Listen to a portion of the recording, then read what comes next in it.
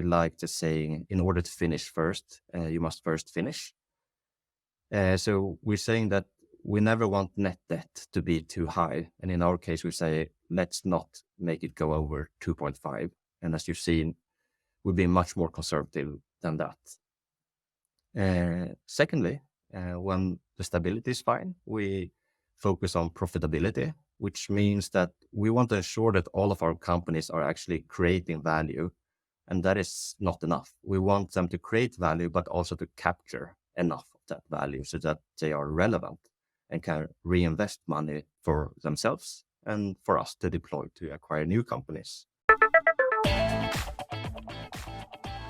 Welcome to the Investors Podcast. I'm here with Daniel Zhang, and Daniel, thank you so much for joining. Thank you. The pleasure is all mine. And really, I mean it. I've listened to so many of your episodes, and it's unreal to actually be here and speak with you. That's very nice of you to say, Daniel. And it is a bit of a special episode. This episode will just be featured on our main channel on YouTube. We're also going to speak with the management in a company, which we usually never do unless they're asset managers, but then it doesn't really make any sense to look at it about it like that. So Daniel's working at Teqnion, which is a listed company, and we never really talked to the management. And I should say, super full disclaimer, all of that. I'm long, so I have an investment with Daniel's company. So if I sound way too positive, perhaps that's the reason why. If I sound very super negative, that's perhaps also the reason why. Uh, because I have a position. So with that said, Daniel, any remarks before we jump in? No, let's do that. And it's going to be very fun to just answer all of your questions to see where we land. And I have troubles making things short, so you have to just cut me off because I think it's so fun to talk about what we're doing. Well, that's thank you for saying so. And I should also say for the say for the audience, I actually asked Daniel about his hard limit first because I realized I had so many questions from Daniel, but he's let's see if he's generous with his time. Kind of a it is a special company, and I sort of like to go into the conversation. It probably makes sense first to understand the company a bit better, and then I got a bunch of questions for Daniel afterwards. Teqnion, in a nutshell, we are an industrial group with a focus on acquisitions. So a little bit silly, but I tend to see ourselves as a company with a twin engine growth.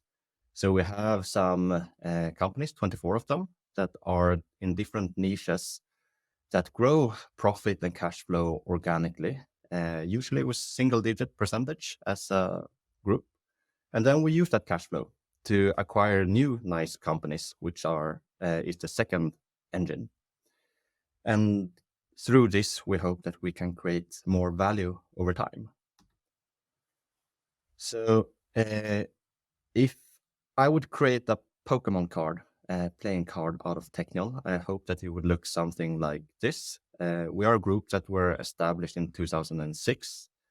We have earnings after tax of roughly 112 million Swedish krona and a revenue of 1,371 million Swedish. And for those of you that likes to think in US dollars, that's you can just divide that by 10. Unfortunately, our currency is not worth so much right now. It means there's a lot of room to grow, I should say, Daniel. We have That's the way I we're like to just at look the at it. beginning. Very small company. We are 450 employees, roughly, divided on 24 subsidiaries that are mostly in Sweden. Sweden is hosting 22 out of this. And during last year, we actually expanded a little bit. So we have one really nice company in Ireland that makes food trucks. And we have another very nice company in the UK. We love making great businesses. And the way to do that is that we have a belief in individuals to really empower individuals to have both the will and skill, especially the will to do great things. So if we flip our Pokemon card and look at the back side, I think that we would see something around specialization. What we do is basically that we keep in narrow industrial niches where we can have very great competence and not really sell on price, but rather on that we are better, more entrepreneurial, and we empower that decentralized structure in all of our subsidiaries. Uh, we try to help these companies and support them. We don't steer. We want to support them regarding the development of different business ideas, maybe going into other geographical markets, and we help them with effectivization of their processes. Maybe it can be when it comes to recruiting or when it comes to CRM systems or what have you. Acquisitions is a big part of what we do. That is really the growth engine when it comes to cash flow and profit. And we really, really treasure deep and long relationships. First and foremost with our employees, but of course with customers and suppliers as well. The Teqnion headquarters are quite small. We understand that we do not create any revenue, so we want to be as small as possible to just do what is really needed. So the 7 of us, we have a founder and CEO of this ship. Me, I have the official title CXO because when I started, we didn't really know what I was going to do. But I usually spend my time on acquisitions, some business development, and other fun things that I create a little bit value for the long-term shareholders. We have Karina and Maria. That's our finance accounting duo. And then we have a trio of Anna-Karin, Håkan, and Mona, who are our CEO coaches to ensure that the companies that we already have become better and better over time. And Daniel, would they be sitting at the board? Yes. Or like as chairman of the boards whenever you acquire the company? Yes. So the 3 CEO coaches plus Johan are sitting as chairman of the boards in all of our daughter companies. And then me and Karina are sitting as board members in some of them. And in some cases, we also have external board members. And we try to also cross-fertilize between the CEOs when we see that there are learnings in one or the other direction. Wonderful. Usually people are interested in knowing what companies we're typically looking for. So this is basically it.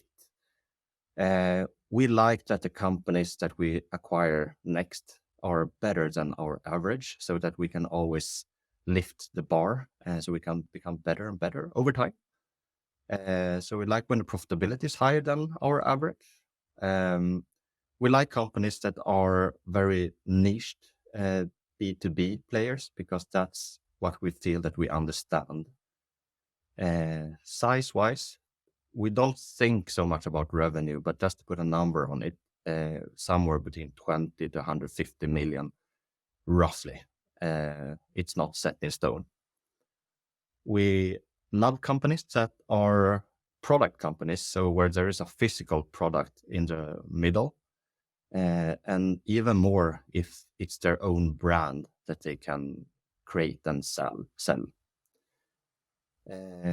One thing that is super important for us is that they should be leading whatever they're doing. It's not so important for us exactly what they are doing. Our companies are doing different things within the industrial technical segment, but they should be leading in that, which means that they are not selling on price, but on quality, service, relationships, features, whatever, so that they can actually make better margins than competitors. And it needs to be a business model and products that we understand and that we feel is sustainable. And I'm not only talking about ESG, but that it should be robust. So we believe that it can be of value even in the future. And we love when it's historical proven. It's important to us that we can see that they have been making money for a long time. So we don't need to do turnarounds or invent something for them. And last but not least, it's important that individuals are great people and that they have good culture where people go to their job not only because they get salaries, but because they want to do something good with the company and their lives. We pay everything with cash plus earnouts. We don't pay with stock and we don't do any financial black magic. We like to keep things simple and ensure that we get our money back within 5 years. So that's how we value things at Teqnion. Financial target and performance. So we have a 3-tier approach to financial targets. The first one is stability. We think a lot about getting into the finish. And we like to say, in order to finish first, you must first finish. So we're saying that we never want net debt to be too high. And in our case, we say, let's not make it go over 2.5. And as you've seen, we've been much more conservative than that.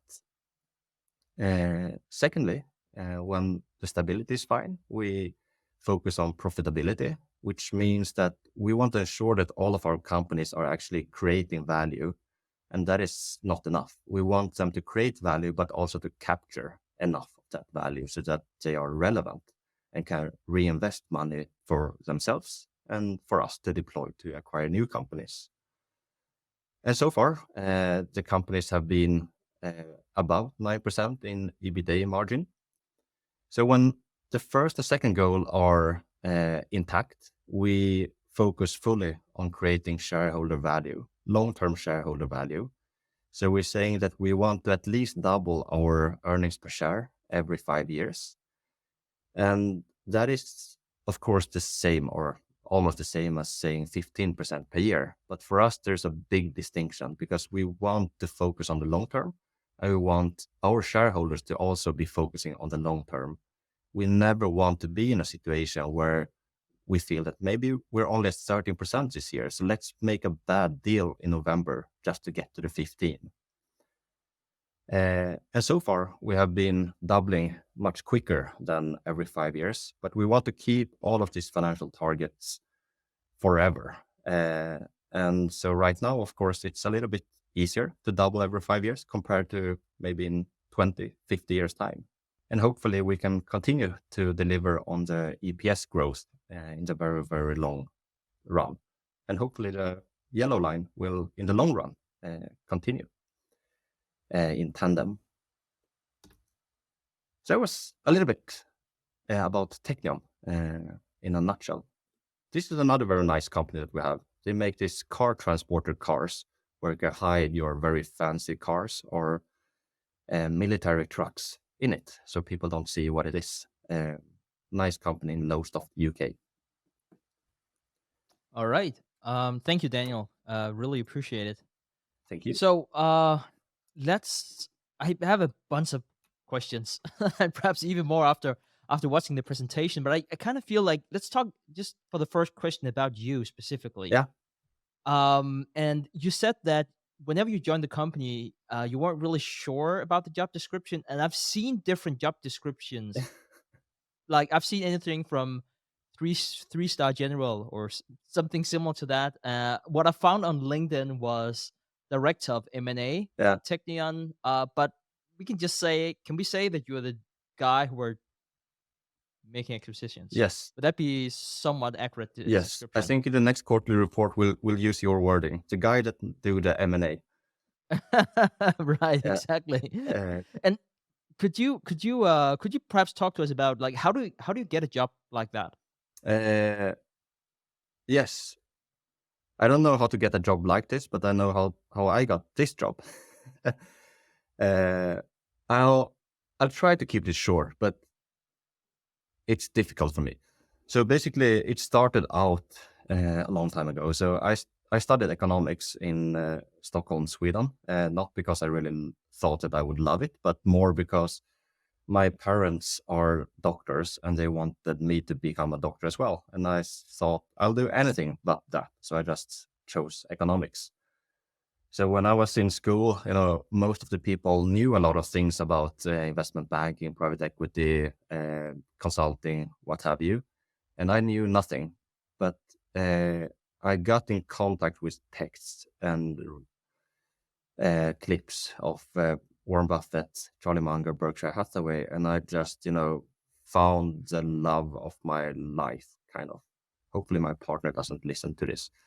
Uh, but I thought I want to do something like that because they were building tremendous wealth for every partner that were on that journey together with them. And they did it in a very, for me, sustainable and fun way, focusing on people, culture, long term, rather than flipping companies and being hard on people.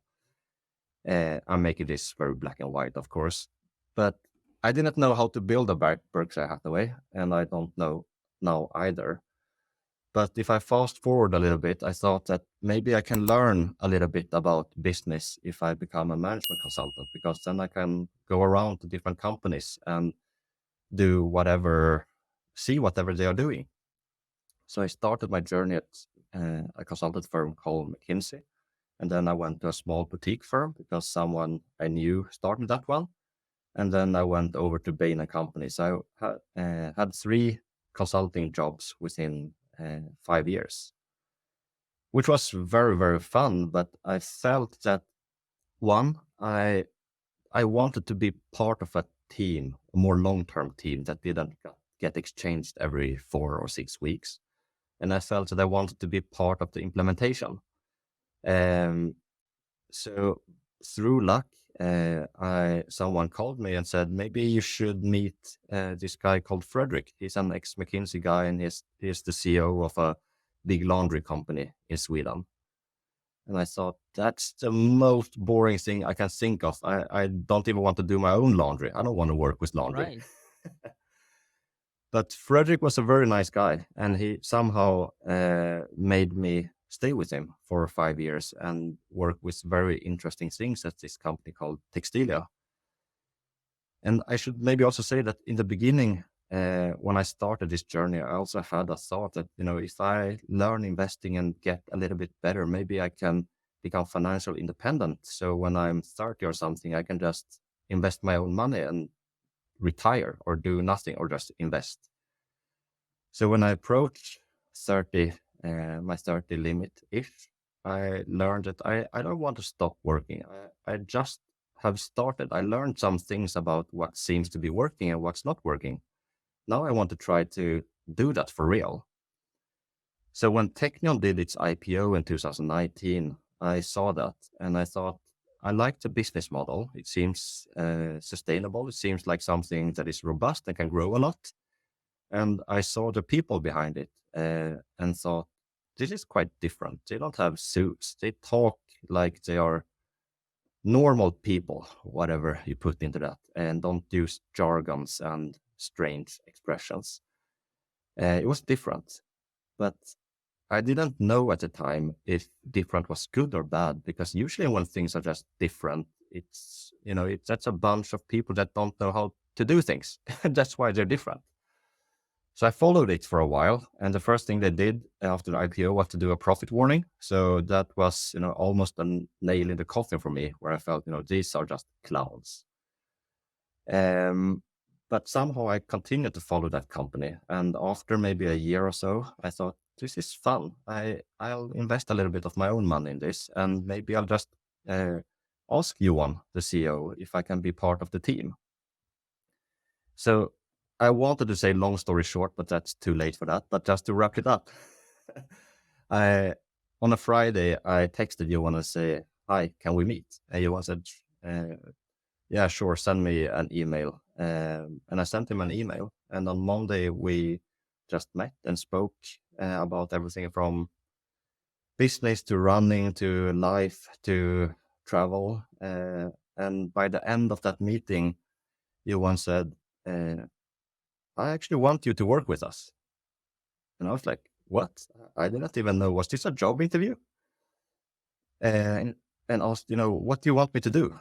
He said, I don't know, but I think that we can figure out something that can be fun for all of us.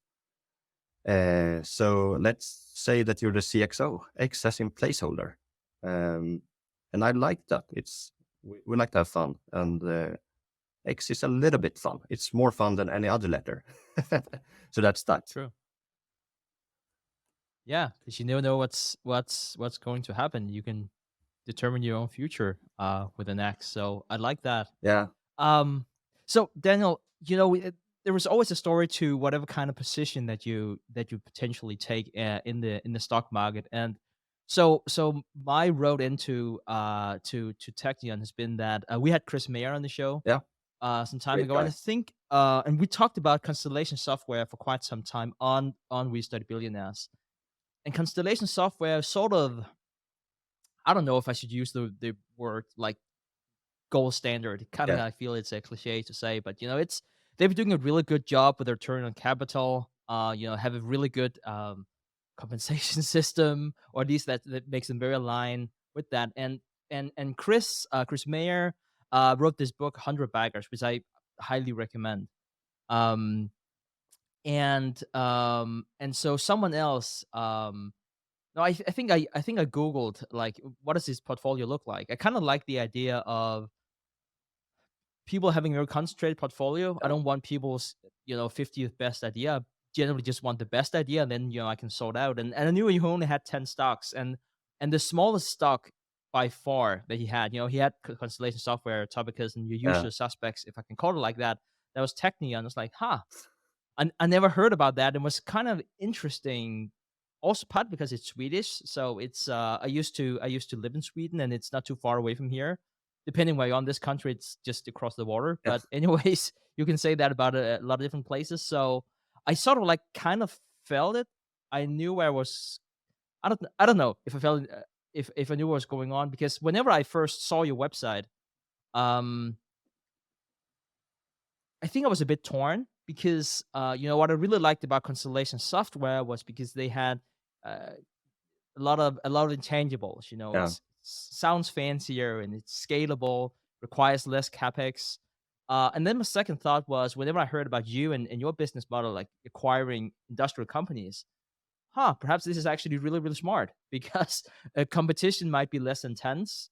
Not just only, and whenever I say competition, it could also be for potential acquirers, but it could also be the competition within that specific niche, which yeah, I know you already addressed whenever you did your company presentation. And especially because at the size of companies that Teqnion is acquiring at, I kind of felt this probably can't be too much competition.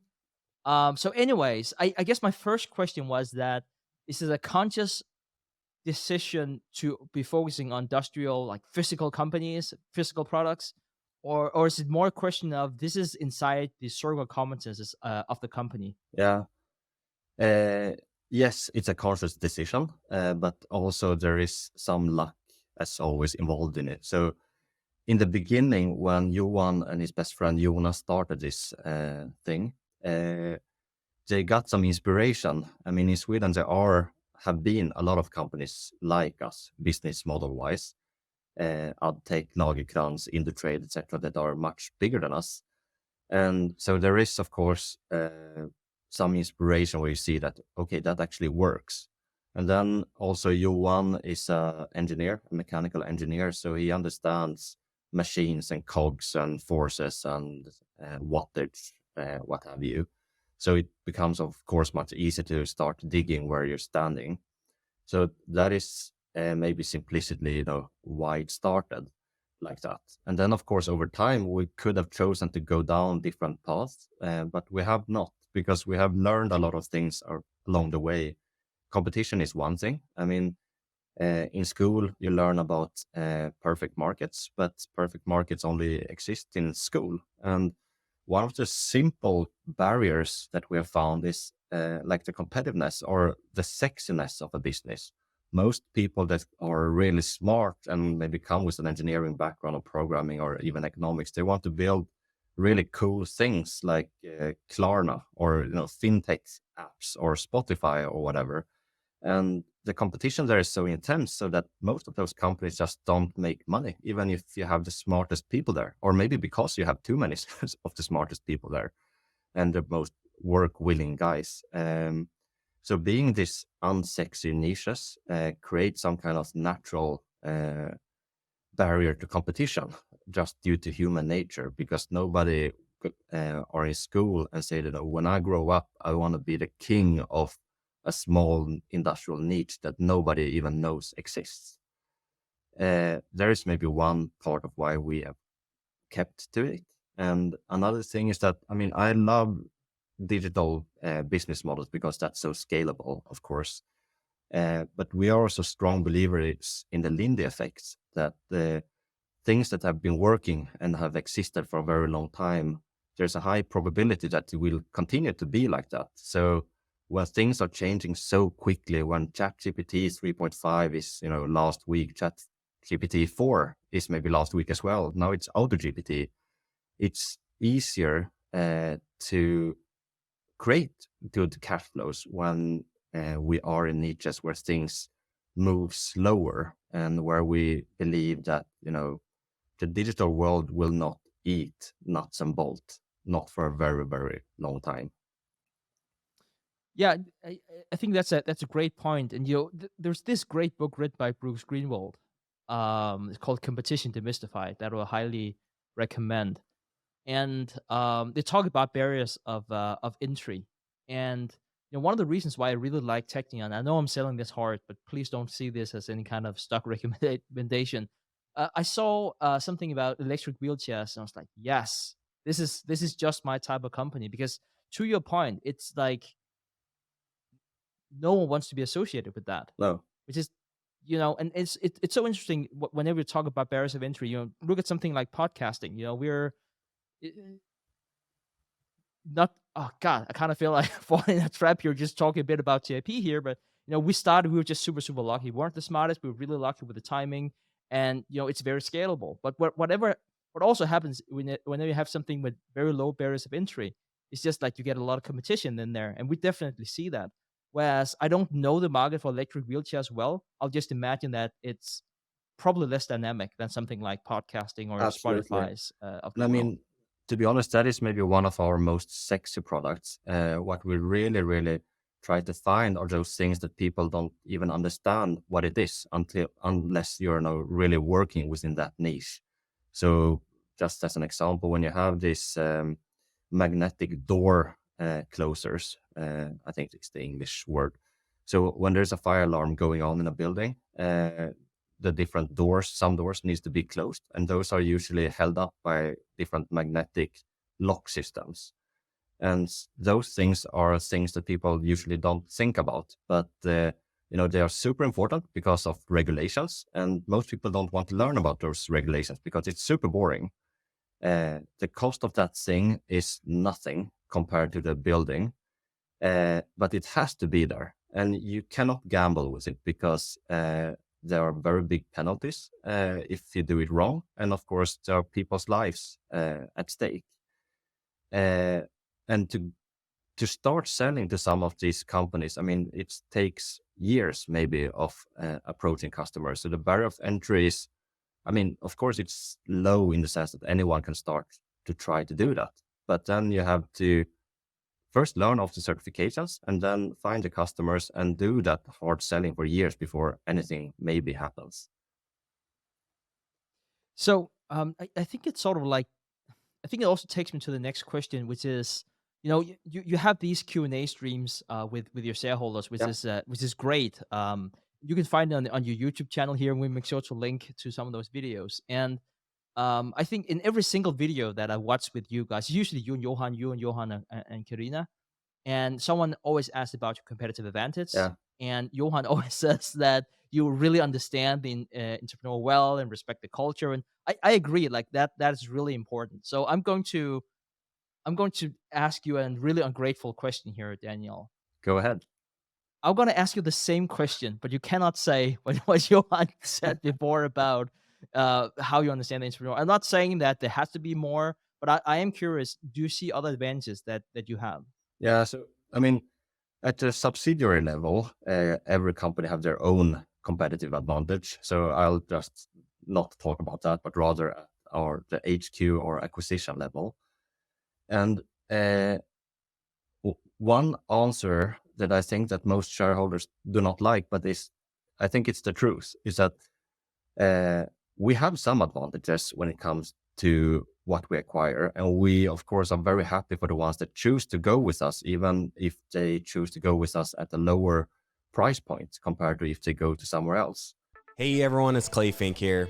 Are you looking for an investment opportunity in a $2 trillion market? Look no further than Atacama, the cybersecurity industry's latest game changer. Atacama has opened its doors to US accredited and international investors alike, already attracting over 5,000 investors and $6.5 million in capital. Atacama's recurring revenue model saw 10x revenue expansion in 2022 alone. They have patented technology and large contracts secured, including one with the US Department of Defense. This is a limited time opportunity to get in on the ground floor of a rapidly growing cybersecurity startup. To learn more, simply visit invest.atacama.com/WSB. That is invest.atacama.com/WSB. Full disclosure, I have personally invested in Atacama's equity crowdfunding round at a $29 million valuation. Please keep in mind that investments in early stage companies do contain risk. As with any investment, crowdfunding investments do offer attractive potential upside, but they cannot offer any guarantees of a future return. But of course, not all entrepreneurs want to do that. So what we try to do is to be very, very clear about who we are and what you get, and equally important, what you do not get when you get into our group. For example, when you get into our group, you don't get this support system. You still need to do your accounting. You still need to take care of your payroll. You still need to take care of your warehousing. It still needs to be run as your own company. We can promise that we will do everything it takes for you to feel that it's still your own company. But the flip side, of course, is that feeling stays with you. That is just one example, but we try to be very, very clear about all of these things. So when we meet entrepreneurs, it becomes very much of a self-selection. So some people like that and they go with us, and we are clear, and hopefully they feel it's clear what they get and don't get. And if they don't like it, they go somewhere else, often with a higher price point. But that's fine for us. We never try to compromise to do, to blend a a jazz concert with a ballet, because I mean both is fine, but you can't get both of it at the same place. So that's maybe not a competitive advantage, but just being very clear, creating self-selection is part of why we have attracted those that we have. Yeah. Well, thank you for your considerations on that, Daniel. Um, no, I know what you mean. Like the textbooks would probably not define it as a competitive advantage, um, but you could like if I still think it's a very it's a very good argument because like you said, there are some things that are in the textbooks and like the perfect markets of the world, and it's just not reality. No.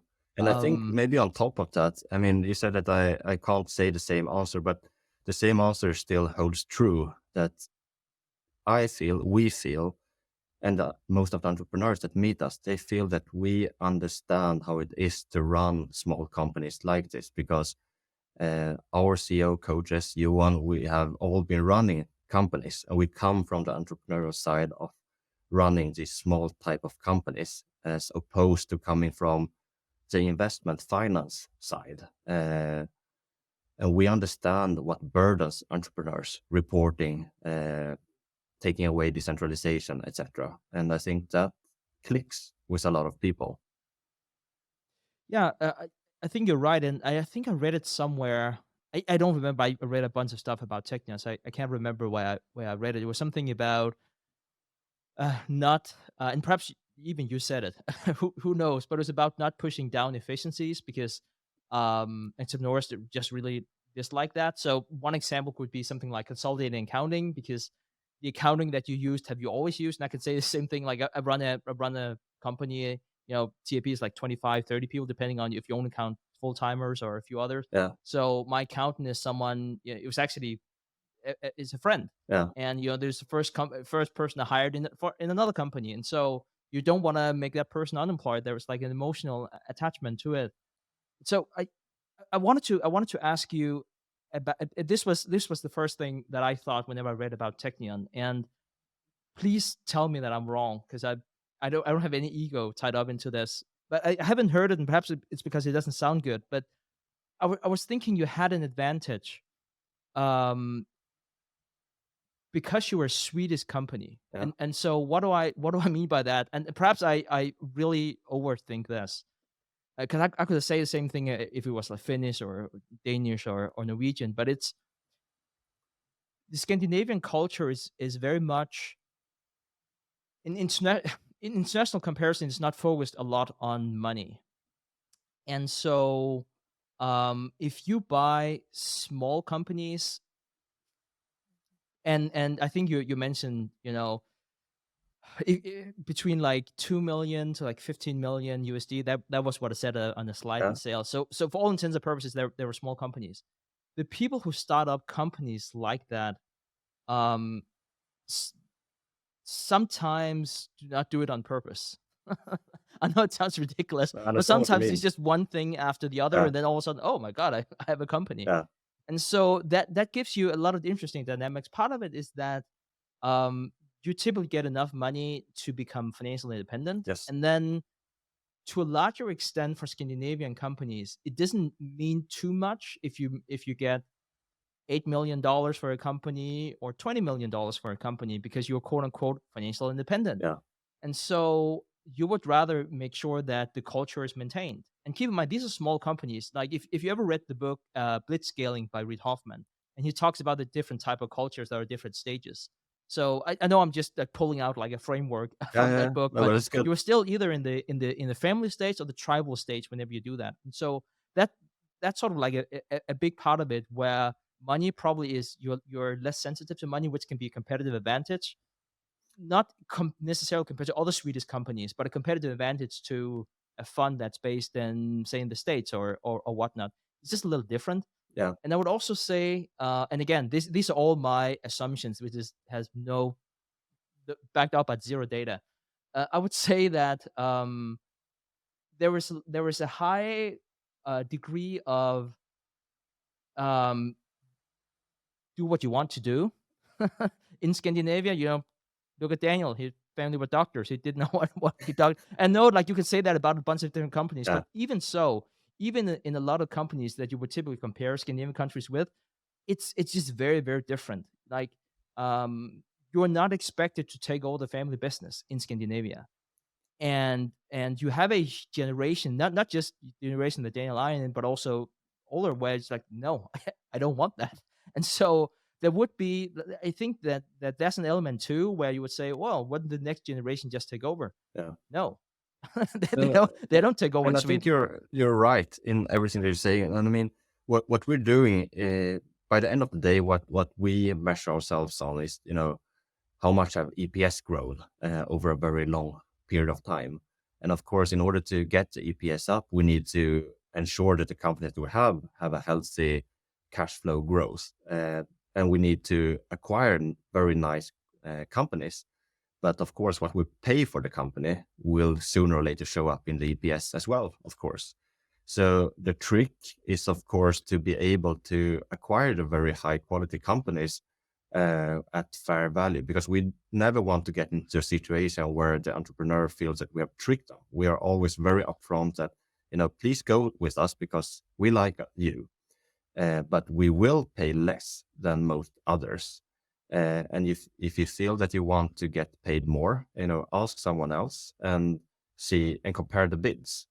And but if you go with the lower bid, you get us, whatever that means. And as you say, one thing is, of course, that I feel that we understand them, but that's not enough. But we also we have a track record where we say that, we have promised entrepreneurs that we will not relocate, because the employees you've spent more time with your employees than what you have with your children and your wife or your husband. And we will not shut down this if things get rough. We'll do everything it takes to get it to a better position, and we will winter the storm if we get into a recession. And those things, of course, mean a lot because, as you say, most of the people that we acquire these businesses from, they are financial independent. I mean, if you live in Scandinavia, if you have like 1 million USD, that should absolutely be enough to just live a normal and better than normal life for the rest of your life. And these guys usually make like 1 million USD per year. So the money for the ones that we find are not the most important, but they treasure the other things. And of course, many of these companies are not located in a big metropolitan or in the middle of Stockholm. They're usually located in smaller towns or villages where there are quite few people and where they continue to live. So I don't know, but maybe if one would live in New York, you can just sell your business and then you can continue to live there and don't care about what happens to the business because you'll never find the people that work with you before. But here in a town of maybe 1,000 people, you employ 20. You will meet these guys every day. And to be able to see them in their eyes and be proud and, they're happy even when you retire, that means so much compared to, walking around with guilt, but with another Porsche. Well said, Daniel, and for the viewers, welcome to a special Scandinavian version of of the Investors Podcast. But I do think that the cultural element is so important, and you can tell that too whenever you listen to, say, Warren Buffett. He talks about how companies can find a home Yeah. with Berkshire Hathaway, and I think I'll use that as a segue to talk about a conversation I had with Chris Broomstrand that probably came out a few days ago, whenever this will be published. It will go out April 29. And I talked to him about Berkshire Hathaway. And so what he said about Berkshire Hathaway was that he observed that maintenance capex were roughly similar to the depreciation expenses for the company. And the reason why I bring that up is because Warren Buffett has this term that's called owner's earnings, which is conceptually it's what you get out as an owner, but you sort of like if I ask Daniel, oh, what do you think the owner's earnings are for Teqnion, he will come up with a slightly different um result than I would for the same company, because we would say what does it take to maintain the kind of earnings power we have now, and how much we need to be reinvested, and then how much of that is to growth, and how much is for capex. So that's sort of like the backstory of this question. So do you think for Teqnion that maintenance capex are roughly similar to depreciation? And how do you think about owner's earnings whenever you or we as investors read Teqnion's financial statements? Yes. So I think that roughly maintenance capex and depreciations are similar. And then, of course, I think for most companies, including ourselves, things have become more expensive over time. So, of course, the accounting depreciation is on something we purchased years ago, usually. So with inflation, maybe a little bit higher now on a nominal number, but on real terms, I think it's a good approximation. When it comes to owner's earning, we like, I think I mentioned it before, we really like simple businesses that we can understand. And when I say understand, I mean also the business model, so that it's super simple. And we love capital light businesses that have as little machines as possible. The best is no machine. So where you have a product and someone else is producing things for you. So in the way I usually think about owner's earning when I look at our own report is that overall it coincides quite well with our income statement because the capex number or the depreciation number are so low, because we try to find companies that don't have a lot of capex, because the whole business model, of course, is built on that we used cash flow to not acquire machines, but to acquire new nice companies. I don't know if that was some kind of answer.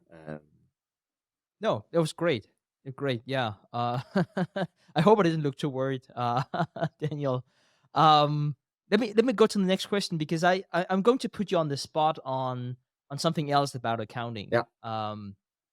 And Johan said in one of those streams we talked about before that you have profits in your internal reporting. So I guess that's with you and the subsidiaries. And so whenever you refer to profits, is that net income? Is it EBIT? Is it EBITDA? Free cash flow? EBIT? Like, what is profit to you? And I guess the reason why I'm asking is because I also noticed that you had EBITDA, so not EBITDA, but without the Yeah. D in as one of your financial targets. So I was curious about how you define profit whenever you do internal reporting and why you chose that metric. Yeah. So when I think about profit, I think about, I call it real profit, earnings after tax, and with no adjustments. So of course we always have single occurrence effects or what have you in our reports, but we don't do adjustments because as long as I cannot go and buy bread, with a 40% adjustment on the price, we won't do adjustments either. It's real money. So it's profit after tax. And for us, we want that to be, of course, over time, as close to cash flow as possible. So profit after tax and cash flow. In our internal reporting, when we look at the daughter companies, usually we look at the EBT level. It doesn't really matter, but that is just for simplicity because not all companies book up their taxes month by month. So it swings more. So EBT makes it a little bit straighter and simpler for us. And you asked about the EBITA. So we have the second goal, the financial target that we have, where we say, we want EBITA to be higher than 9%. And this is basically just a measure, a very, very simplistic way for us to think about value creation and value capture, because the A level, there is no A on the daughter company level. The A that we have is amortization of intangibles, which is a group thing. So it doesn't really have much to do with operational value creation. And then the I and the T, the interest and the taxes, are things that our daughter companies really can't affect much. It is what it is. And of course, when the interest goes up, we need to be even better because the bank is going to take higher piece of that stake. So that's why we say EBITA, because it's not perfect, of course, but it's getting a little bit closer to what we think is value creation, value capture. And also it becomes, hopefully over time, closer tied to the actual cash flows. Yeah, and I think that I have two small notions here. Yeah. I think the first one is whenever we talk about the taxes, I think intuitive you would think there's a given tax rate, say in the States is 21%, and then how much money do you make, and then you take away 21%. That's not how it works. You whenever you have a company, you have two different types of statements, if you want. And you also you have a tax statement, so you run like a different type of accounting for that, and then you pay your taxes based on that. Say that you have machinery and there's like accelerated depreciation, or whatever the reason why.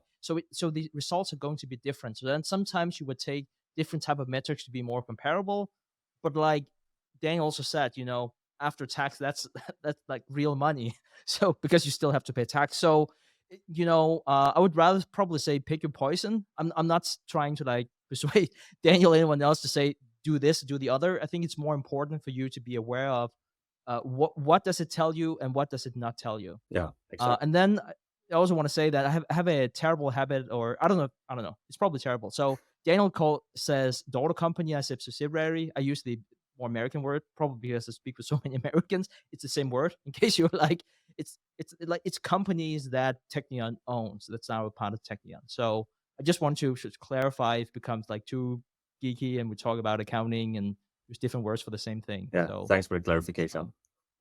yeah, no worries. Sorry for confusing everyone tuning in.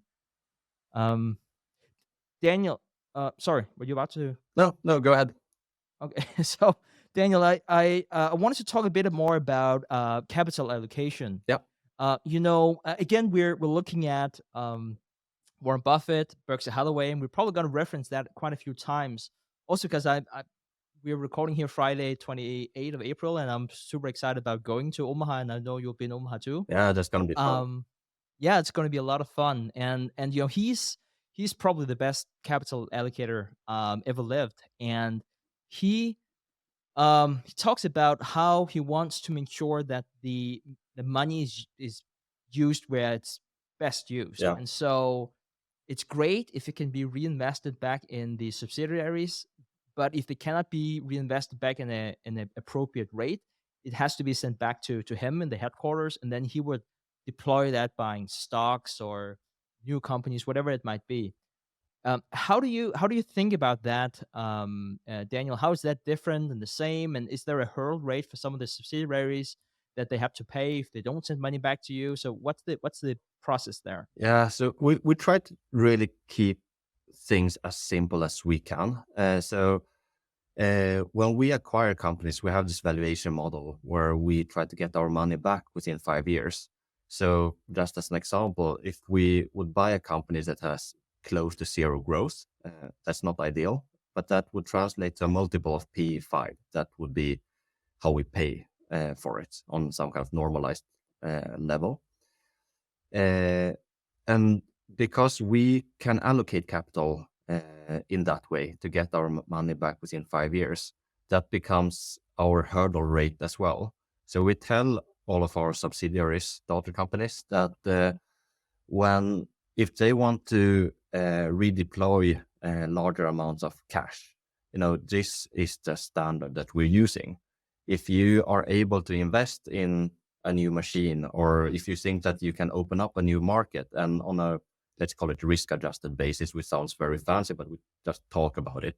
If we think that with relatively low risk or lower risk that you can beat our 5 years, or maybe we can stretch that a little bit to more than 5 years, because it's of course less risk if you do it within what you have in the group, please do that and continue to do that. But our companies typically cannot use that amount of cash because they are in a pace and are run by people that are used, not only run by, but surrounded by people that are used to a certain pace.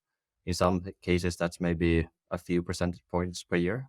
Some of our companies are growing 10-15% per year. So they are not able to use that kind of cash flow, so that we take the rest of it. That's basically how we try to make it work.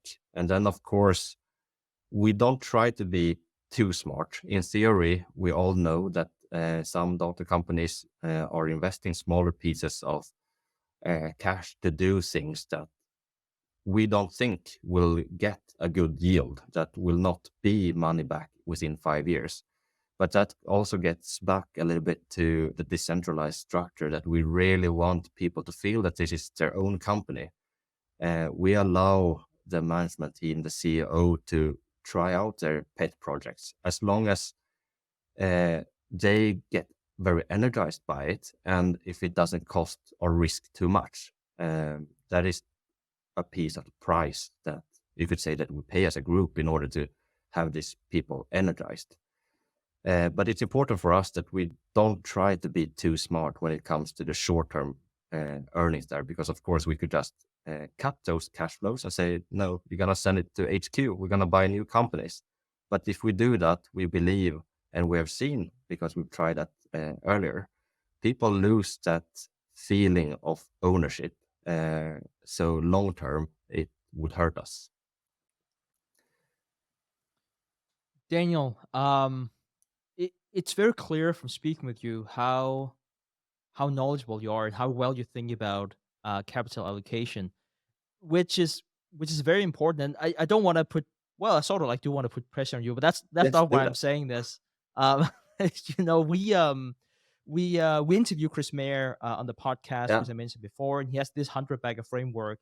And I couldn't help but think, is Teqnion going to be a 100-bagger? I was like, no, that's not fair to say tell Daniel about. But I'm actually going to have a question later about doing 1000x. Yeah. But anyways, Daniel, It's very important that you have a management that are very good with capital allocation, not just to get to 100x, just to to run a company, you have to be good at capital allocation. So, um, like we talked about before, we learned from Buffett that we should allocate capital where it gives the best return. And I was a bit surprised to learn that Teqnion has been paid out dividend in the past, recent past. We hate it. And cash is a call option to continue to hunt for the best companies, even if it's an option out of the money. So what I mean by that, well, let's say that you could buy a company and then you decide not to because it's too expensive, it wasn't the quality, whatever, but you still have that option. That option has value. And so for someone who has super biased and hope has who has found 100 bagger, I was a bit surprised to see that you paid out a dividend. Yes. But I also think it's important that, or I also think it's interesting that since you are so well versed in Buffett's way of thinking, perhaps you thought it was the best return, it was the best use of capital that year to send it back to the shareholders and not have the call option on other acquisitions. So I'm kind of like interested in hearing how do you think about capital allocation whenever it comes to dividend, for example. Yeah. No, we hated that decision. That's the short answer. That one I can actually answer short. We hated it. No, we did not think that it was good capital allocation. To make the answer a little bit more boring, it's an AGM question, of course, when it comes to the dividend. Management did not think it was a good idea because we have been able to have a return on equity close to 25-30%. So we believe that having that cash as a call option, as you're saying, makes sense. And we think that we have been able to continue to redeploy that capital in order to make continue on this 25-30% level. And I also think that if after time we are not able to redeploy that capital, I think management should be kicked out to find someone else that can actually do that. And if that doesn't work, maybe dividend or other ways of redeploying the capital would make sense. But in this case, as I said, an AGM question where the biggest shareholder felt that it would be nice to have some dividend. But this year, we have decided in the AGM to not have a dividend, but rather to redeploy that capital. Okay, interesting. Thank you, Daniel. That makes a lot of sense. And we're definitely also going to talk a bit more about the high inside ownership later in this conversation. But speaking more about capital allocation, I was a bit surprised, intrigued, confused. Pick whatever kind of word you want to use.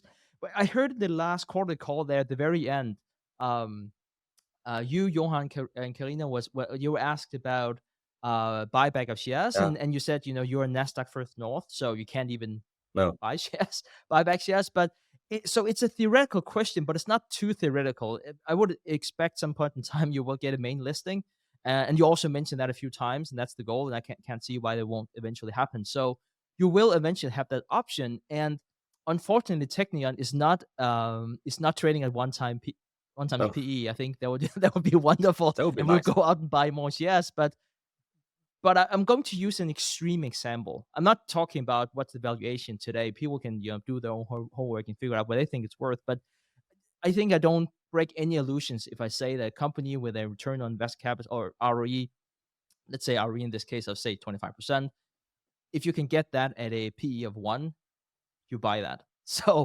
Um, so as an investor, I would say, well, it would be wonderful if the capital, or sorry, if the management went out and just bought back a ton of shares. Yeah. But then Johan said that, not specifically about a PE of 1, I should say, but he said that like the management weren't doing a good job if they were buying back shares. They should focusing on buying companies. And I Yeah. was thinking, well, if the payback period is like 5 years, they're like it's not a PE of 1. So using this extreme example, do you have a principle of not wanting to buy back shares because your mandate, for the lack of better words, let's call it mandate, that is only to buy that is should I say that is to not buy out existing investors. Yeah. I think that's probably a nicer way to put it. No, I think it's interesting to think about. And as you said, I mean, we're on the first north, so we are not allowed to do that. So therefore, we don't put much thought, and we don't have a mandate regarding that question either. But just to play with the theoretical example, I mean, if we were trading at P1 or anything close to that, I think that I mean, I would just go to the bank and say, take my house, I'll buy Teqnion instead. Hi. But apart from that, yes, absolutely. I mean, if we felt that capital allocation, meaning buying our own share, would be risk adjusted much better than buying new companies, I would at least fight for that, and I don't think that would be a problem internally. I think Johan, when he spoke about that, thought, at normal valuations, would be buying back share or not. And at normal valuations, whatever that mean, buying new nice companies are still better. But if things get to the extreme and we would be allowed, and we feel that's better, we'll do that. Okay. I'm very happy as a shareholder. I'm very happy to hear that, Daniel. But we will Um, never, at least as long as the current management is in place, no, we will never start repurchasing programs just because we have cash, and no matter price and valuation, that we will not do. no. Too many companies are doing just that, unfortunately. Um, Daniel, on your LinkedIn profile, it says that you were chasing Berkshire together with friends. Yeah. Kind of liked it. It sounded very catchy. And I also read in an article that you wanted to increase the value of the company by 1,000x. I know I'm sort of like putting you a bit on the spot here, but and whenever I'm asking you like how big would you like Teqnion to become, I'm not asking you to go out to like the sixth decimal or anything like that. But the reason why I say it, it's also in line with what we talked about before about people starting up companies. They're like, this is a good lifestyle business, or we want to go to approximately this size, or like someone like Warren Buffett, he has no limits, which is also amazing. Yeah. How do you think about it? What is your mental framework for how big you will want Teqnion to become? Yeah. No, I like the phrase chasing Berkshire with friends because I wrote it. No, jokes aside, but I like it because we that work at Teqnion, I think that we all feel, or I know that we all feel that, no, we go to work every day, but it's not because we get the salary. It's because we're doing something that we feel is fun, it's meaningful, we're spending times with people that makes us better. And as a group, we try to create value for shareholders, and it's fun. So we don't want to do anything else. So there is no like short-term target. We just want to create more and more value. And chasing Berkshire is fun because it's so big, and they continue to become bigger and bigger when it comes to valuation. So I don't think there's an end goal to, we want to become 1 billion in profit or whatever. We just want to become better and better. Hopefully every year, but at least over time. And the 1000x, I mean, it's fun to think about because when I started at Teqnion in the beginning of 2021, we had a market cap of roughly 1 billion Swedish krona. And it was during the time when we were thinking about, let's try to make financial targets that we can communicate to people, but more importantly, so that we ourselves understand, what we are and where we are heading. So we're starting to think about, what happens if you do 15% per year? Well, that means doubling every 5 years. That's easy to understand for us, and hopefully for everyone else that wants to be on board. And then when you start playing with the calculator, doubling every 5 years, then every 10 year you become 4x bigger. That doesn't sound so much, but over 50 years, which reconciles quite well with Johan almost becoming 100 years, then suddenly that becomes 1000x, which is just mind-blowing how geometrical compounding works. I mean, of course, nobody would think that that's a forecast, but do we believe that we can roughly do 15% per year or doubling every 5 years? Yes, we believe that. Do we believe that we can do this for a very, very long time? Yes, we believe that. What happens in 50 years if we continue with A and B? Well, that's 1000x. So that's maybe how we think about that. And hopefully we will deliver on that. And of course, we will try our best. And we know that it's going to be harder and harder. And hopefully we will learn by our mistakes along the way.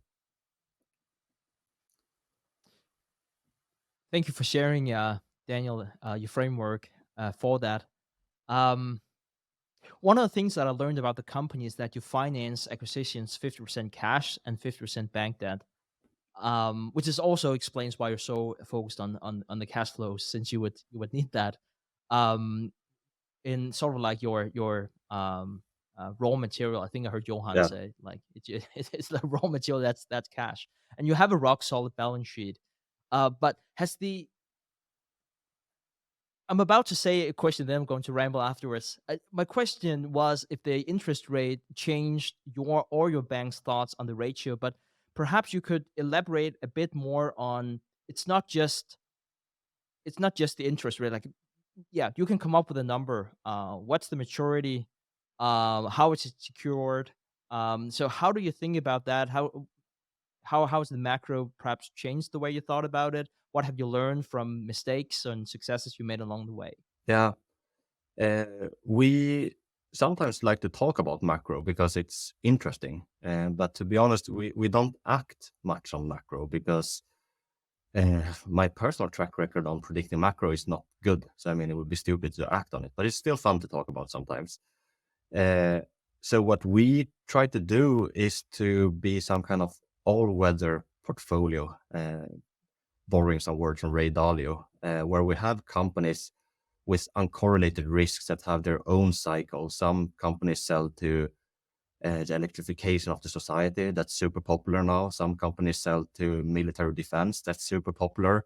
A couple of companies are trying to sell houses. That is super difficult and not a great business right now. And we have everything in between.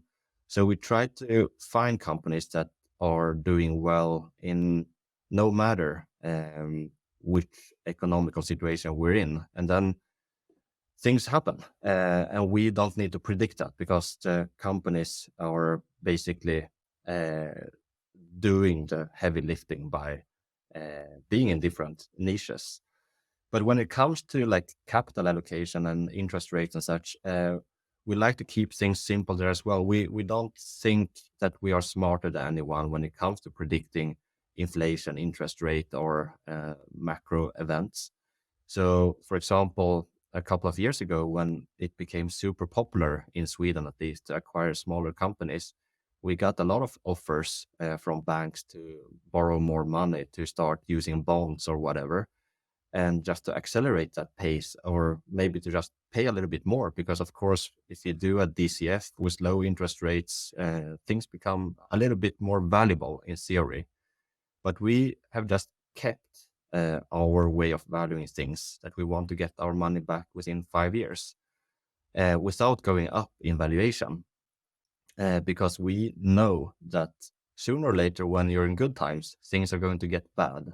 And when we're in bad times, things will sooner or later be good again.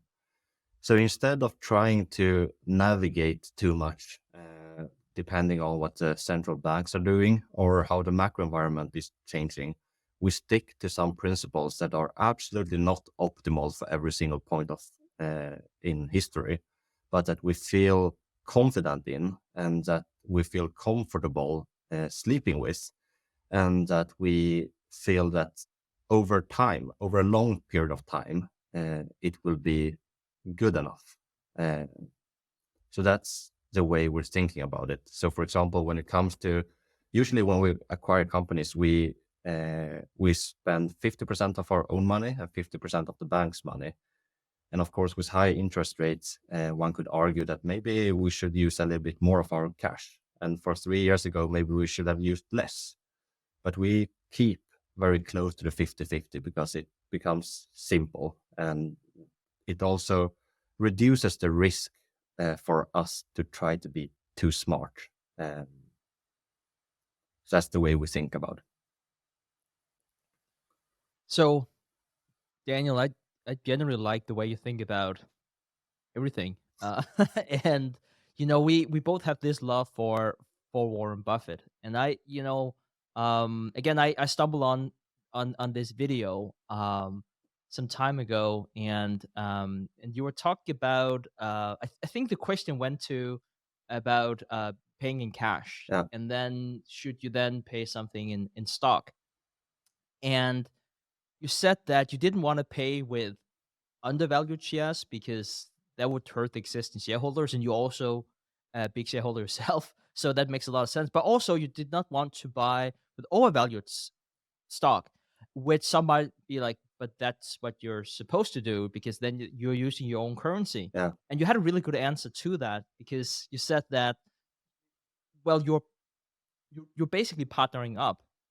And so let's say that the value is, I don't know, $100, but it's trading at it's complete generic numbers. Let's say it's $100, but the stock is trading at $400. Yeah, but if you believe that the intrinsic value is $100, eventually will revert back to the intrinsic value, and so the new partner will get mad at you Yeah. for good reason, like because you bought something with something that wasn't worth that. So it's like was such a great answer, and it really also speaks to the integrity of the company. I kind of feel like I'm almost being a bit too much. I'm almost not too positive about the management here. Anyways, these are all my own biases. But whenever you go on the main exchange, and I say when here, if Yeah. when, which I assume that you do to raise capital, Yes. would you be transparent the way Buffett and Munger were whenever they issued the BCS in May 1996. And at the time, it was actually quite interesting. They were talking about, here are the new shares, like these are B shares. We want to issue B shares, not so much because of the voting rights, but because some people, because they were priced at such a high level that they want to do stock splits. So they priced it so that more retail investors could be included. Otherwise, it would be taken advantage of by Wall Street. Yada yada yada. There was actually a question at the end of this sentence here, but would you, like Buffett and Munger, go out at the time and say we would not be interested ourselves in buying shares at this price we're issuing them at? Yeah. I really like that question, and I really love what Berkshire did at that time. Me personally, I would only want to raise money if we were, somewhere close. It's of course a big span of what people think is intrinsic value. I wouldn't be able to put that down to single digit either. It's a span, and I would love to raise money if we are somewhere in that span, because here for us, I mean, we want to do this forever. We don't want to just bring in a lot of cash and then we take that cash and do something stupid and then we go and do something else with our lives. This is what we want to do. And we know that it's important for us that we have good partners that believe in what we are doing and that want to follow us for maybe the next time we need money, or at least support us in what we're doing for the long, long time. And we don't want to piss these people off by selling them something that is worth, 80% less in reality. And I mean, reputation is something that we think about a lot. Of course, we have nothing close to the reputation of what Berkshire Hathaway has. But I think that's a gold standard. We want to get there as well. And when it comes to that reputation, it's not only to the entrepreneurs that they believe in us, but also to the investors. We never want to feel to be that bunch of people that just sold, a bunch of hot air. So yes, it is important. And of course, one could say that in a market economy, everyone has to do their own research and all of that. But still, even if it's not management's fault, people will get sad when they lose a bunch of their money because they bought something that is worth less. So if we get into that, we would probably not go out and start raising money if we think that it's overvalued by a lot. We would probably just wait until we feel that it's closer to intrinsic value. So everyone can be happy with our financial, I mean our EPS or actual operational financial performance, not by trading our stock. So, Daniel, I read the annual report here that you own 35,000 shares, Yeah. and I don't think that was updated here in the Q1, but I wouldn't necessarily expect that slide to be updated like on a quarterly basis. But you also talked about, I think you get a question about this more or less every time you have one of those quarterly calls, like, are you buying? Are you buying? And you're always like, yes, I continue to buy. Um, I guess I'm curious to hear how many shares did you buy before you got your current job? I don't know if that's a secret or not. I know I'm putting you on a spot here. How many of them have you bought in the open market? Anything you're willing to share? Yeah, I can share all that I know. Uh, I bought 100% on the open market. I've had no options. I've had nothing gifted to me. I just bought them because I thought that in the long term it would be a good investment. Regarding how much of the shares I bought before I started, I actually don't know that number. But if I would guess, I would say that I bought maybe roughly a fifth to a quarter before I actually started. So it was small investments because the share was also very lowly valued before 2021. So most of it have been bought afterwards, maybe 75, 80%. Just a guess. It's too bad, Daniel. It should be the other way around. Yeah, I know. I know. The way that the stock price has performed. And I mean that as a compliment. So Yeah, please yeah. don't think I- I'm giving you a burn here. No, you're Yeah. absolutely right. So, If you invent a time machine, I'll do it better next time. oh God, yeah, for sure. Like, I whenever I saw that graph, you know, it's always like are you happy that you found it now, or are you sad you didn't found it before? Yeah, It's like, is the glass half full? yeah, Um, let's see. But you know, there is something about buying a stock at a higher price than what you originally bought it at that can be like mentally can be a bit tricky. yeah, I also noticed that I think Chris Mayer he started his position. Oh God, I want to say he started pretty early. And please don't quote me on this. I know I'm going to put it online, but I want to say it's like even in 19. But like I think he even said he even wrote a blog post here recently that he added shares this year too. yeah. So I kind of I admire his think dedication of I'm not continuing sure, but I to think add. he bought his shares in 2021. Oh really? But that's probably one googling away to see if I'm right or not. I think so. Yeah, you know, I think I got the info here. I think it was a tweet that Brad sent up, and I think I don't know. I think he said something like Chris had 4x or whatever in 4 years or something like that. So like really nice performance, but he might just have. I don't know if there was from the position was initiated or it Yeah, was I don't just know. since the I don't IPO know. or yeah. I don't know either, and I think also like from a legal perspective, he's not he doesn't have to disclose it before he reaches a given No, limit. exactly. Here in Denmark, it's like 5%. I think his ownership is 2.2 in Sweden. The regulation might be different in Sweden, but Yeah, it's 5% anyways. here as well. Ah, okay. Or anyways, so transitioning here to talking about Constellation software again. Yeah. So it's by many seen as the gold standard for aligning interests between shareholders and management. And to the best of my knowledge, I haven't looked too much into Constellation. I kept on saying to Clay Fink, who did the deeper dive, that I will pitch that for the next for the next mastermind meeting. But I said to him as recent as I think yesterday that I think it has to be Teqnion.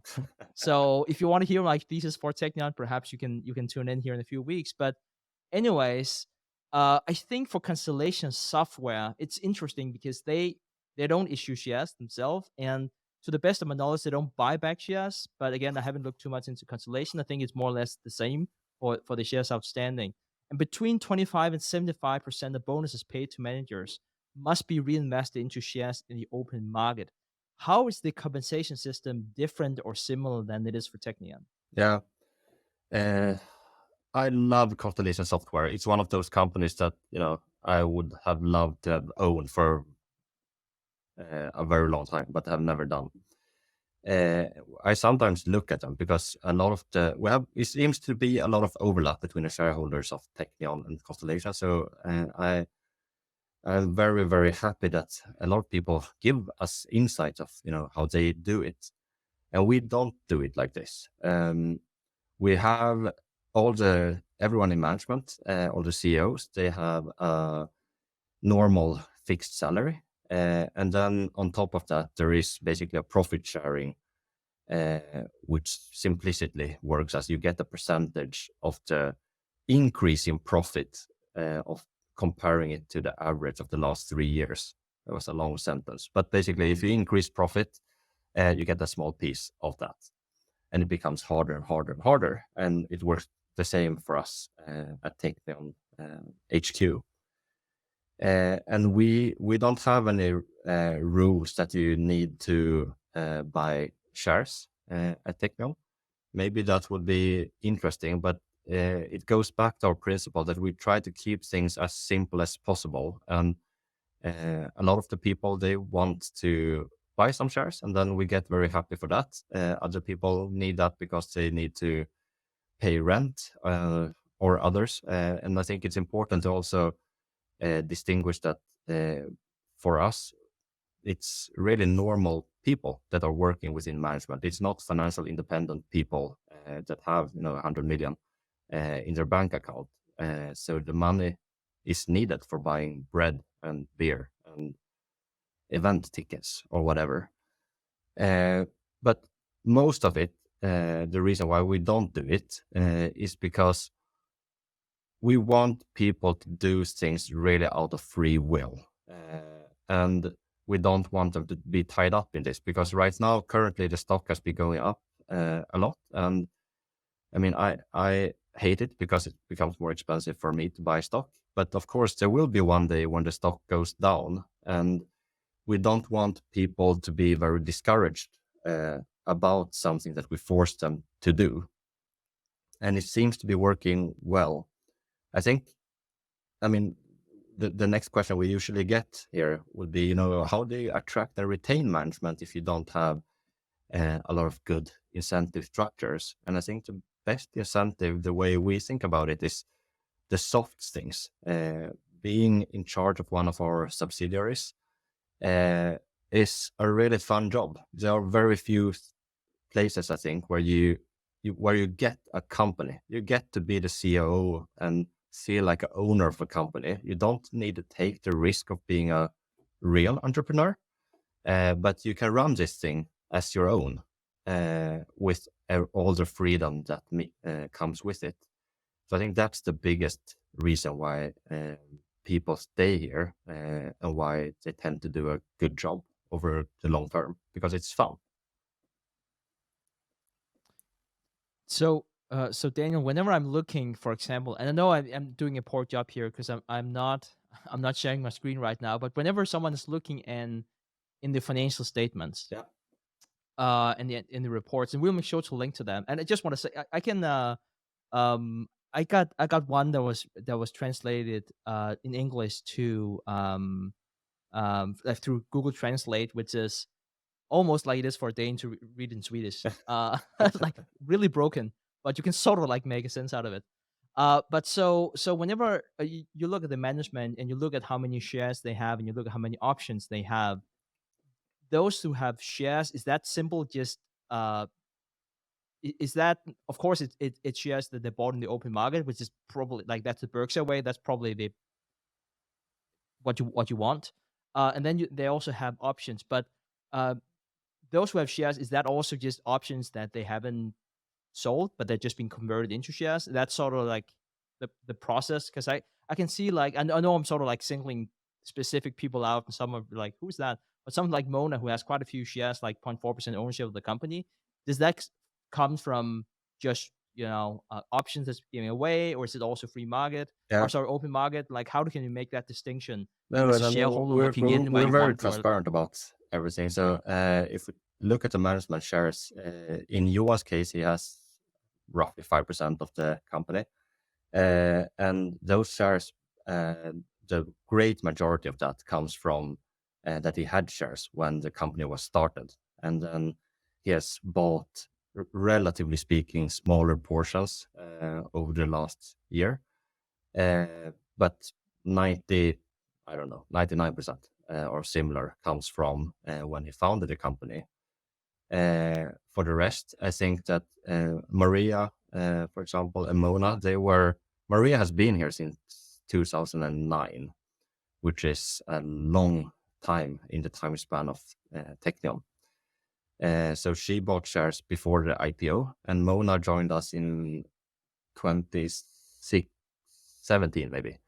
And she bought shares as well before the IPO. I think both of them have bought smaller amounts in the open market afterwards, but the great majority comes from before. Okay, thank you for sharing. And could I have ask bought you? all the expensive shares in the open market. Yes, yeah. So, Daniel, I asked you here before the interview, before we kick this off, if you're comfortable sharing page 65 in the annual report. Yes. And you were like, yeah, nothing to hide. Let's talk about it. And I think it's really interesting to look at that slide, because it's about options, which for shareholders is just really interesting because there is a dilution of their shares. And it's about incentives. And I know that this is in Swedish, and so for those of you who don't understand Swedish, perhaps Daniel can be a bit helpful.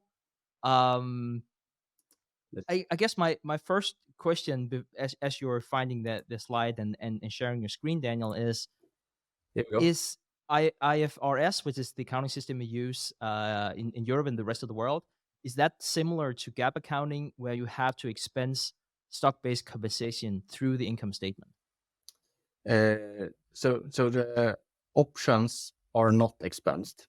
So they are not seen as a cost in the financial statement or in the income statement, but rather as a dilution. So it will show up in the EPS numbers. So we have some options. Most of the options are actually now at the expiry, end of May this year. So that's and sorry to interrupt you, Dan. Perhaps you can say it's roughly like 1.6 million. yes, outstanding. exactly. Is So that it's right? Just because 1 whenever you're point. looking at the numbers. Yeah, so we have like 16.1 million shares, and these are the ones that are expiring. As you see, it's 131,000 plus 16,000, so there are 50,000. So that's just shy of 1%. So there will be a 1%, close to 1% dilution by the end of May. And after that, we have some more options. Basically, it's this 30,000 that you see here that will expire in next year. Sorry, it's 30,000 there plus the 15,000. So that's 45,000 that will expire by the end of 24 and 25. And is that maybe 0.25%? Try to do the math in my head. Yeah, that sounds about right. Combined, yes, Yeah. combined, yeah. And for this year, this is also an AGM question. For this year, there is no option program, so there will be, as of now, no additional dilution through option programs. Happy to hear that. But it's always like it's it's sort of like is what it is, in the sense that you also want your interest to be aligned with the management. Yep. So you kind of like, some people might argue you like that they get options, but what you often see with management is that they sell it afterwards, because they kind of feel that they're too concentrated already by working for the company, in which case it's mainly just an expense. Yeah, no, it's for an the interesting shareholder. point. I mean, the reason why we stopped doing the options is because we don't. The options that we've had have been market priced with the Black-Scholes formula on a 3-year basis.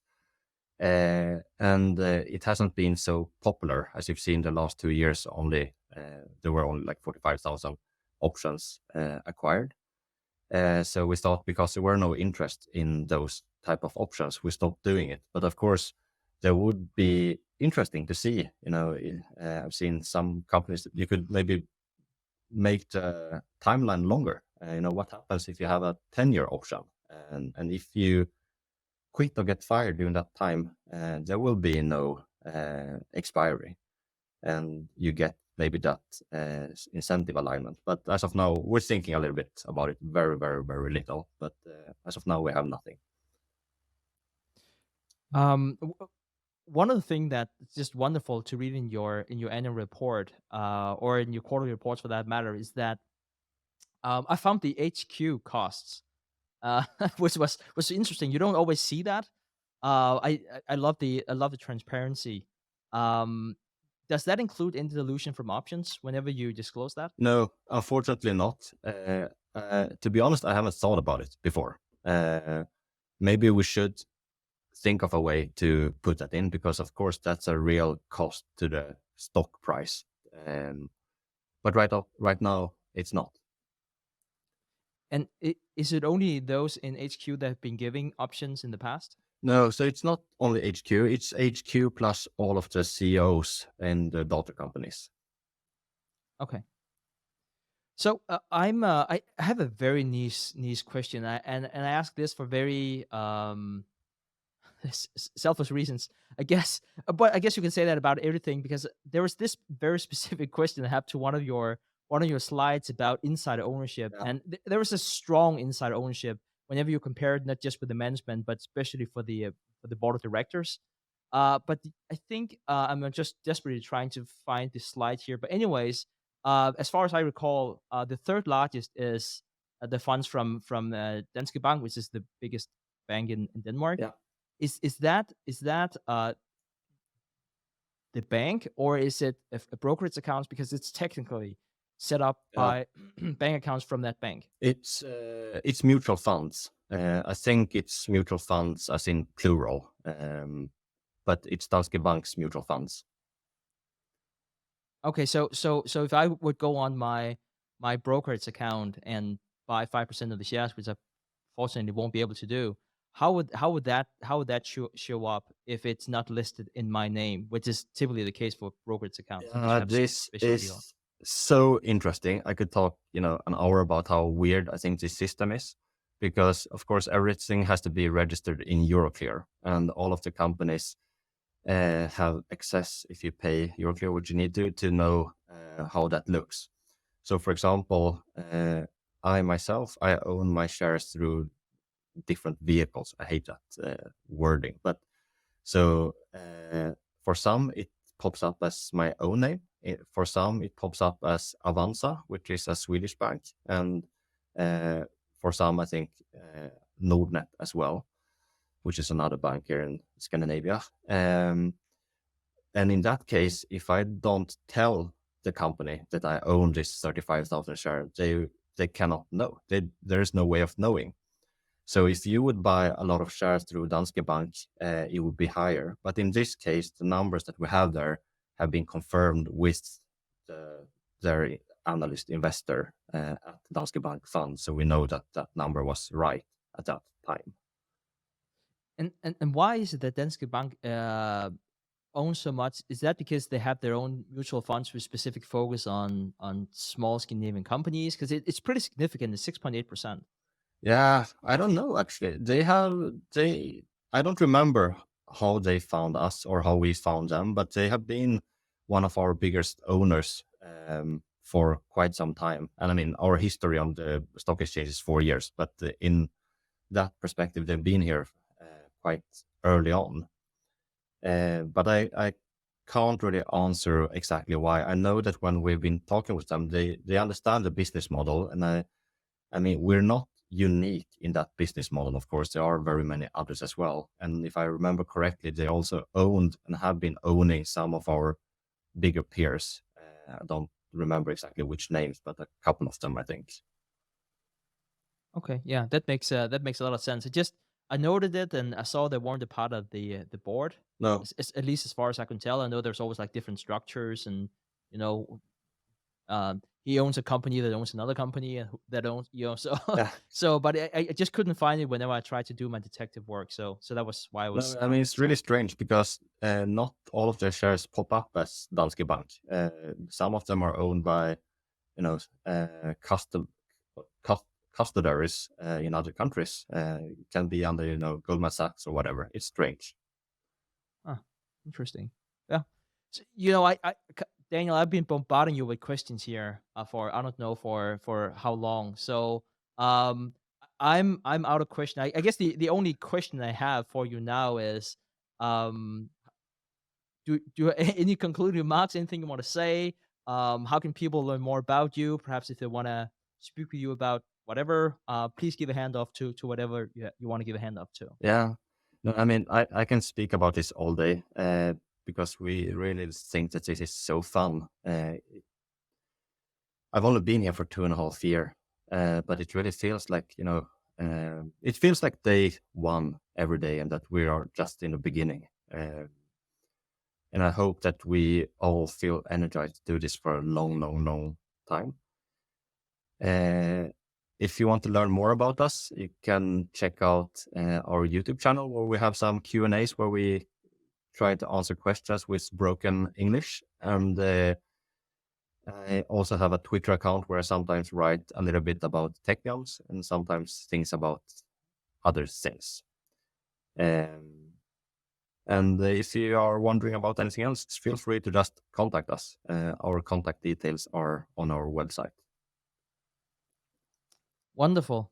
Daniel, thank you so much for your time. I'd like to say that on behalf of everyone tuning in, and yeah, thank you. Thank you for making time. And Thank you. It was very fun. That a pilot's job is hours and hours of boredom punctuated by moments of sheer terror, which is where I got that quote. It's the same in investing. What really matters is just how you respond 1% of the time. 99% of investing is really boring. But what you do 1% of the time will change your life.